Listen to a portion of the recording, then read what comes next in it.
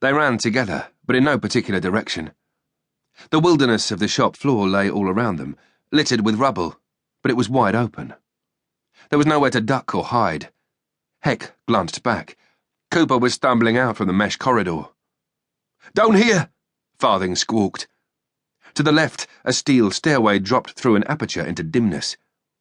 They descended without thinking. Some 10 feet down, it deposited them in a concrete corridor with numerous doors leading off it, though at its farthest end, maybe 80 yards away, there was a smudge of light. They ran towards this, but only seconds later heard the heavy clunking of feet on the stair behind. "Oh, Christ!" Farthing gasped. Passing door after door, they saw nothing but mould-streaked walls, rotted pipework. Heck glanced back again. The tall, rangy form of Cooper was pursuing them along the passage, silhouetted on the light seeping down the stair. He was walking rather than running, but with long, loping strides. Heck was confused as to why, in this narrow field of vision, he hadn't already opened fire. Possibly, just maybe, it was his eyes. Cooper was nearly 60, and perhaps didn't have his glasses with him. It was certainly the case that he'd had to get close to his other victims. This gave them a chance of sorts. Heck bundled Farthing around the corner onto another shop floor. This one was dimmer than the first, and cluttered with further rubble, but still there was nowhere to hide. "Oh, shit!" Farthing stammered. Heck pushed him towards another double-sized doorway, and beyond this into a tall timber passage that was broad enough for forklift trucks to drive along it. Their footfalls echoed as they hammered along, emerging 50 yards later in what had once been an internal loading bay, a series of concrete platforms abutting into a hangar-like space large enough for HGVs. It was filled with litter and old leaves and stank of oil. There was no further access from here. Panting, Heck could only gaze at the huge folding steel doors that separated them from the outside. Again, they heard feet reverberating along the service passage behind. "Fuck!" Farthing hissed.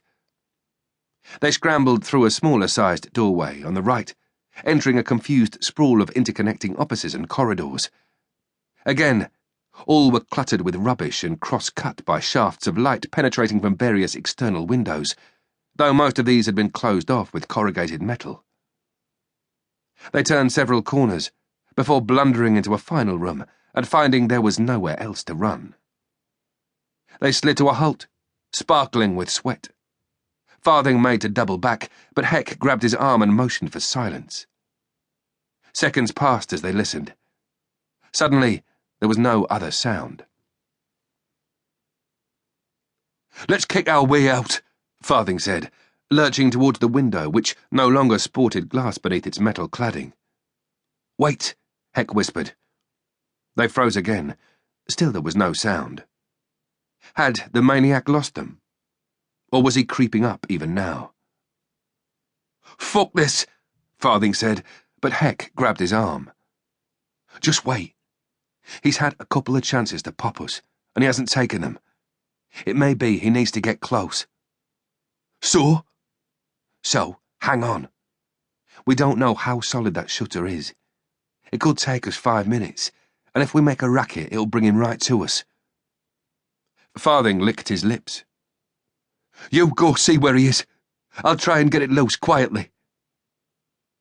Heck padded back to the door, stooping alongside a low shelf on which someone had left a wrench.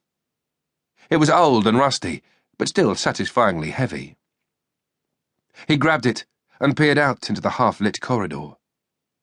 To his left, it right-angled out of sight. To his right, it ran straight for 40 yards before vanishing into shadow. He glanced back, to where Farthing was feeling around the edges of the corrugated metal. With a slight creak, it shifted. The PC gazed at Heck. "Couple of kicks, and this is gone, I'm telling you." Heck motioned to him to wait just a second, and slipped out into the corridor, walking to the nearby corner. Around it, the passage led 20 yards to what looked like a fire exit. He hurried up there and shut